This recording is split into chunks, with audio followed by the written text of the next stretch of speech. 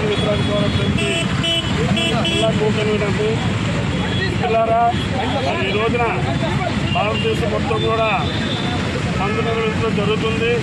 దీనిలో భాగంగానే యువకులలోనూ అలాగే వివిధ నియోజకవర్గ మండల కేంద్రంలో కూడా భారత పద్ధతిని నిర్వహించడం జరుగుతుంది. ముఖ్యంగా మా దళితులందరినీ ఏకదాటిపై జరుగుతుంది. సుప్రీంకోర్టు తీర్పు వలన విడిపోవాల్సిన పరిస్థితి వస్తుంది. సుప్రీంకోర్టు తీర్పుని పునఃసమీక్షించాలని రాజ్యాంగాన్ని రక్షించాలనే ఉద్దేశంతో ఈ మార్పు చేయడం జరుగుతుంది. ఈ ఎస్సీ కులాలు మొత్తం 59 కులాలు ఉన్నాయి. కులాలందరూ ఎంతవరకు కలిసి అందకుండా ఉండేవాళ్ళం. ఈరోజు పరిస్థితి వేరేగా ఉంది.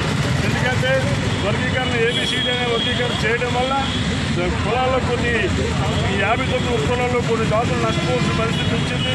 అలాగే జనాభా ప్రాతిపదికన కూడా రిజర్వేషన్ అనేది అమలు చేయడం వల్ల కొంత రాష్ట్రంలో కానీ వదిలేకరణలో ఉన్నైతే ప్రయోజనం ఉండదు. అన్ని మొత్తం భారతదేశం మొత్తం కూడా ఈ వర్గీకరణని సుప్రీంకోర్టు తీర్పిచ్చిన వర్గీకరణని వ్యతిరేకిస్తున్నాం. కాబట్టి సుప్రీంకోర్టు తీర్పుని పునఃసమీక్షించాలని కోరుతూ తెలియజేసుకుంటున్నాం. Thank you sir.